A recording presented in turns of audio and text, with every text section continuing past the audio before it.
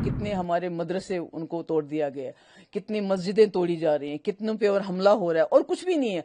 आप शिकायत कर लो, कोई वकील कोई दखल नहीं है, बुलडोजर पहुंच जाता है, उड़ा दिया जाता है। तो ये तो मैं कहती हूँ कि प्राइम मिनिस्टर साहब को इसमें इंटरवीन करना चाहिए। जो मुसलमान हैं उन्होंने इस मुल्क को जोड़े रखा है। जब किसी में गांठ डालते, मुसलमान गांठ है इस मुल्क की, अगर ये गांठ खुल गई तो मुसलमान तो खत्म हो ही जाएंगे। जो सुप्रीम कोर्ट के जो लोग हैं, जो जजेस हैं, वो मुसलमानों के जज्बात को नजर में रखते हुए, मुसलमानों के हुकूक को, कॉन्स्टिट्यूशन को ध्यान में रखते हुए इसका फैसला देंगे। मुझे ये पढ़ के कोई मुझे हैरानगी नहीं हुई, क्योंकि नेशनल कॉन्फ्रेंस का हमेशा एक वतीरा रहा है कि ये पावर के लिए किसी हद तक भी जा सकते हैं।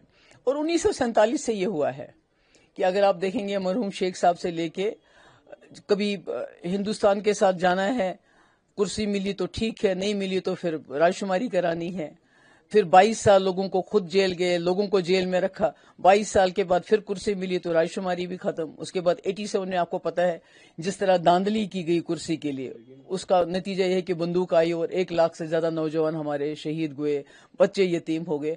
तो आज जो दुलत साहब ने बात कही, ये पहली बार नहीं हुआ है कि इन्होंने बीजेपी के साथ सुलह करने की कोशिश हुई है। इससे पहले रविंद्र रैना ने स्टेटमेंट दिया, वो भी बहुत करीबी थे कि जिसको 2014 में पीडीपी और बीजेपी की आपस में बात चल रही थी, डिस्कशन चल रहा था, उस वक्त कई बार उमर साहब दिल्ली गए और ऑफर किया कि बिला शर्त व शुरूत हम आपको सरकार में बनाना चाहते हैं आपके साथ। लेकिन जो कल अमरजीत सिंह दुलत का 2-3 बार उन्होंने कल जो स्टेटमेंट दिया कि भैया मैंने फारूक अब्दुल्ला साहब के खिलाफ ऐसा नहीं कहा, मैंने सिर्फ ये कहा था कि फारूक अब्दुल्ला ने कहा कि इतना फौज क्यों लाना था 5 अगस्त, इतनी हाहाकार क्यों मचानी थी, अगर हमसे बात करते हो सकते हम रोल प्ले करते। मैंने अलबत्ता ये भी कहा है कि Farooq Abdullah is the only one person जो कभी भी कोई गैप फिलअप करने की कैपेबिलिटी। हाँ, वही तो हम कहते हैं ना कि जब भी नेशनल कॉन्फ्रेंस को जो रोल मिला है कि जब भी यहाँ ज्यादतियां हुई हैं जम्मू कश्मीर के साथ, तो उन ज्यादतियों को नॉर्मलाइज किए है नेशनल कॉन्फ्रेंस ने।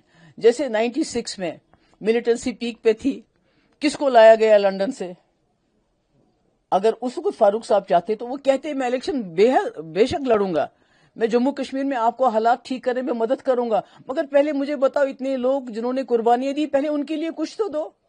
आजादी की बात नहीं है, मगर ऑटोनॉमी की बात कर लेते उस वक्त कि भाई हमें ऑटोनॉमी कुछ तो दे दो, ताकि मैं लोगों को बताऊं कि आपने इतनी कुर्बानी आपकी रायगा नहीं गई। की तरफ से ये भी कहा गया कि अगर अमरजीत सिंह दुलत की बातों पर पीडीपी को इतना यकीन है, फिर उसने पीडीपी का भी जिक्र किया। बिल्कुल बिल्कुल, मुफ्ती साहब गलत थे? बिल्कुल बिल्कुल। देखिए जो दुलत साहब है वो फारूक साहब के बहुत नजदीक थे, बहुत हमदर्द थे।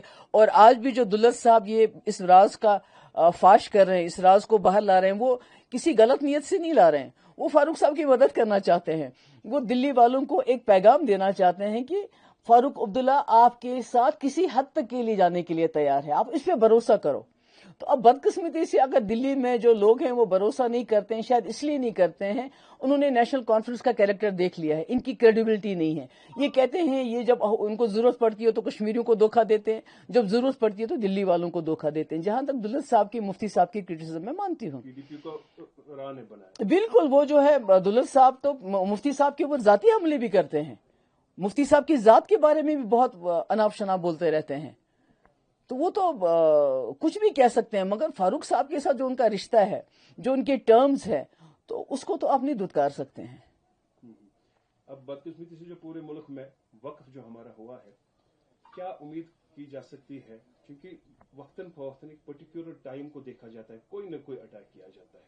अब ये लास्ट शायद हथकंडा बचा था अमेंडमेंट की सूरत। देखिए, ये अमेंडमेंट होने के साथ साथ आपको अंदाजा नहीं है कि कितनी जगहों पे जो हमारे लोगों के जो मायते हैं उनको रोका जाता है, कहते हैं ये कब्रिस्तान इसमें नहीं आप दफन कर सकते। कितने हमारे मदरसे उनको तोड़ दिया गया, कितनी मस्जिदें तोड़ी जा रही हैं, कितनों पे और हमला हो रहा है और कुछ भी नहीं है। आप शिकायत कर लो, कोई वकील कोई दखल नहीं है, बुलडोजर पहुंच जाता है, उड़ा दिया जाता है। तो ये तो मैं कहती हूँ कि प्राइम मिनिस्टर साहब को इसमें इंटरवीन करना चाहिए। मैंने पहले भी कहा, जो मुसलमान हैं उन्होंने इस मुल्क को जोड़े रखा है। जब किसी में गांठ डालते, मुसलमान गांठ है इस मुल्क की, अगर ये गांठ खुल गई तो मुसलमान तो खत्म हो ही जाएंगे, मगर पूरा मुल्क तितर बितर हो जाएगा। तो ये जो वक्फ है ये कोई मामूली चीज नहीं है, ये रोज का झगड़ा है, रोज का फसाद है। और मुसलमानों का अगर आपने मदद करनी है तो मैंने पहले भी कहा कि ये जो वक्फ है اس کو بجائے اپنے پاس لینے کے اس میں کوئی مانیٹرنگ کمیٹی بناتے جو یہ وقف کی جو پراپرٹی ہے اس کو مسلمانوں کی ایجوکیشن کے لیے استعمال کرے، ہسپتال بنائیں، کالجز بنائیں، تاکہ مسلمان اسے ترقی کریں. ان کالجز میں بے شک پھر باقی مذہبوں کے لوگ بھی پڑھیں. اس کی ہیئرنگ تھی تو کچھ توقعات؟ دیکھیے، میں نے پہلے بھی یہ کہا کہ جس طرح سپریم کورٹ نے کئی کیسز میں، جیسے آپ کو یاد ہے جب بابری مسجد کا کیس آیا تو ثبوت تو کچھ بھی نہیں تھے ان کے پاس کہ وہاں کبھی مندر تھا. اسی طرح دوسرے افضل گرو کیس میں بھی اس وقت کے سپریم کورٹ ججز نے کہا کہ اس میں زیادہ نہیں تھا ثبوت وغیرہ. انہوں نے کہا to satisfy the collective conscience of the country, یعنی عام لوگوں کے جذبات کو نظر میں رکھتے ہوئے ہم یہ فیصلہ دے رہے ہیں. تو آج میں امید کرتی ہوں کہ جو سپریم کورٹ کے جو لوگ ہیں، جو ججز ہیں، وہ مسلمانوں کے جذبات کو نظر میں رکھتے ہوئے، مسلمانوں کے حقوق کو، کانسٹیٹیوشن کو دھیان میں رکھتے ہوئے اس کا فیصلہ دیں گے. اب اس امینڈمنٹ سے ہوگا کیا؟ قبروں کی کھدائی زیادہ ہوگی؟ مجھے تو ڈر لگتا ہے کہ یہ ایک وقت آئے گا تو جیسے ان کا وہ جو ساکشی مہاراج ہے، کیا اس کا نام ہے، اس کا میں سٹیٹمنٹ پڑھ رہی تھی کئی سال پرانے. اس نے کہا 20 کروڑ مسلمان ہیں تو اتنی زمین ہم کہاں سے لائیں گے جہاں یہ اپنے مردوں کو دفن کریں گے، ان کو مردوں کو جلا دینا چاہیے. تو آپ خود ہی آپ اندازہ لگا سکتے ہیں کہ یہ کیا کہنا چاہتے ہیں. جسٹس کارجو ایک ویژنری انسان ہے. ان کا 2 دن پہلے اردو روزنامہ میں دلی میں ایک بیان آیا تھا کہ مسلمانوں کو اس وقت پروٹیسٹ نہیں کرنی چاہیے، یہ ان کے اگینسٹ ہی ہو جائیں گے اور فائدہ بی جے پی کو ملے گا آنے والے ٹائم میں، اس چیز کو بہار میں کیش کریں گے. نہیں، دیکھیں، میرا یہ ماننا ہے، میں نے مسلمانوں سے اپیل بھی کی کہ آپ اگر پروٹیسٹ کرتے ہیں اس کو پیسفل اور کانسٹیٹیوشنل طریقے سے کر لیجئے، اور اس کا بھی خیال رکھیے کہ آپ کے اندر لوگ گھسائے جائیں گے جو آپ کی سچویشن کا غلط فائدہ اٹھا کے تشدد کریں گے، پتھر ماریں گے، کسی کا قتل کریں گے اور آپ کے سر بات آ جائے گی. اور اس سے جو لوگ ہمارے ساتھ کھڑے ہیں، چاہے ممتا بنرجی ہے، چاہے کانگریس ہے، چاہے اسٹالن ہے، تو ان کی پوزیشن کمزور ہو جاتی ہے. تو مجھے لگتا ہے کہ مسلمانوں کو بہت ہی زیادہ اس میں احتیاط سے کام لینا چاہیے. جہاں پروٹیسٹ کرنے کی ضرورت ہے، مجھے لگتا ہے ویسٹ بنگال میں ضرورت نہیں ہے، وہاں آلریڈی ممتا جی نے کہا کہ ہم اس کو اپلائی نہیں کریں گے. تو جہاں ان کو لگتا ہے کہ پروٹیسٹ کرنے کی ضرورت ہے، بڑا پرامن طریقے سے اور ہوشیاری سے پروٹیسٹ کریں.